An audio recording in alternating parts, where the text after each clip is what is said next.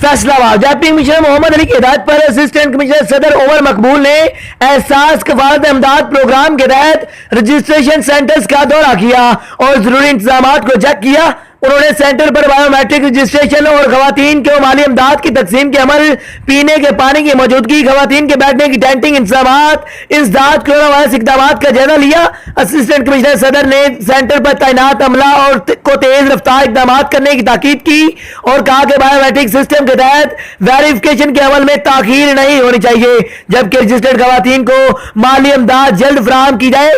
उन्होंने सेंटर पर इंसदाद corona virus इकदाम को चौकस रखने की भी ताकीद की।